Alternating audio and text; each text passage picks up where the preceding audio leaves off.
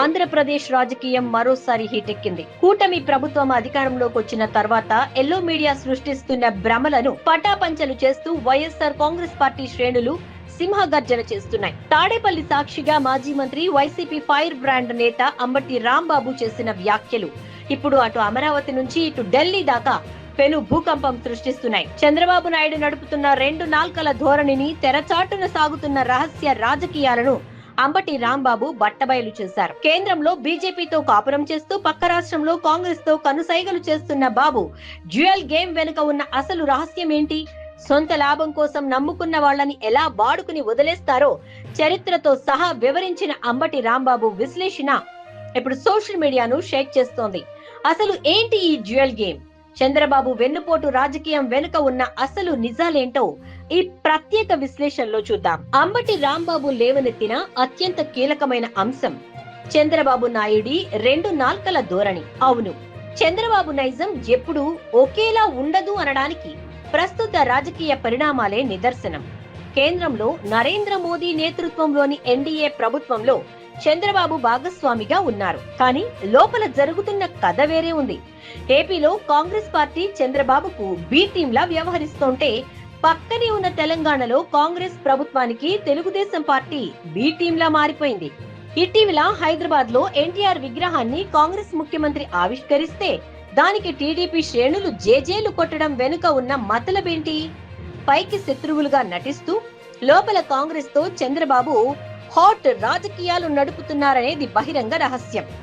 గతంలో ఇదే నరేంద్ర మోదీని, బీజేపీని దేశంలోనే అత్యంత దారుణంగా దూషించిన చరిత్ర చంద్రబాబుది. ఇప్పుడు అధికారం కోసం, సొంత ప్రయోజనాల కోసం మోదీ కాళ్ల వద్ద వంగి నమస్కారాలు పెడుతున్న బాబు వైఖరిని ఢిల్లీ పెద్దలు గమనించడం లేదనుకుంటే పొరపాటే.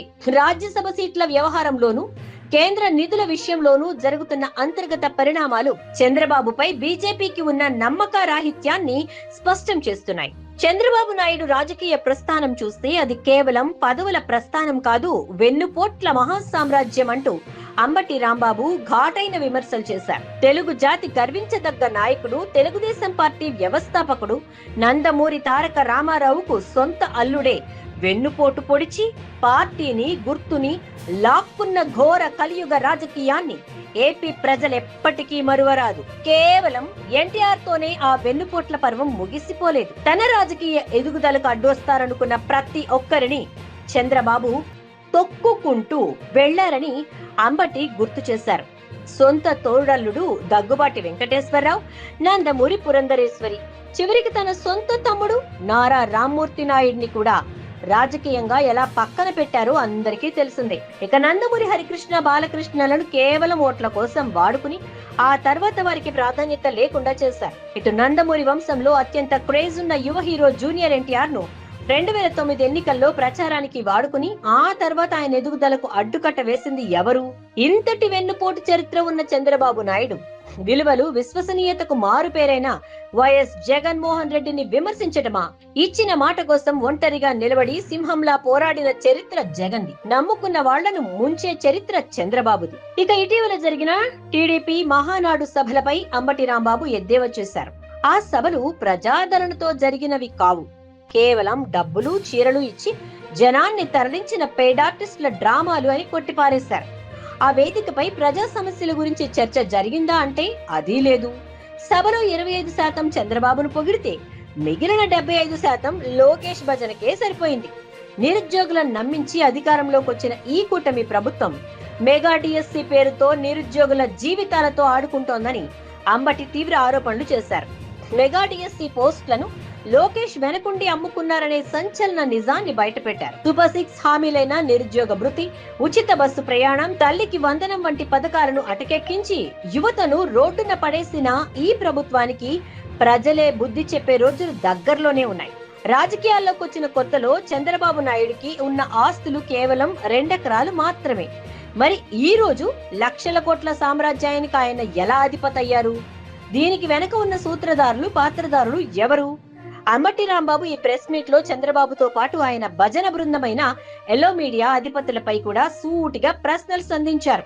చంద్రబాబుకు అనుకూలంగా అబద్ధాలను నిజాలుగా చూపే ఆంధ్రజ్యోతి రాధాకృష్ణ, ఈనాడు రామోజీరావు కుటుంబాల ఆస్తులు ఎలా పెరిగాయో ప్రజలందరికీ తెలుసు.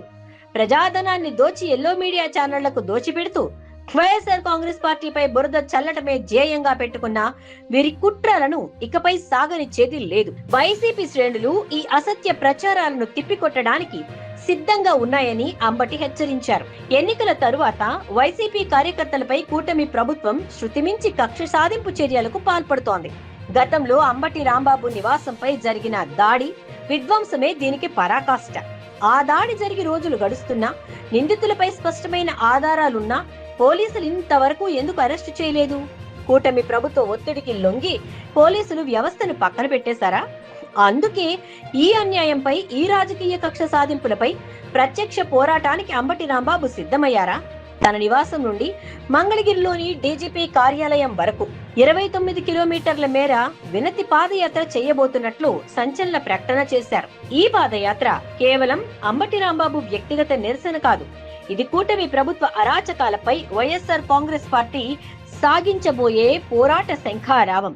కష్టకాలంలో క్యాడర్ కు అండగా నిలబడేందుకు నేతలు రోడ్డుపైకొస్తున్నారు. వైఎస్ఆర్సీపీని తొక్కేయడం ఎవరి తరమూ కాదు.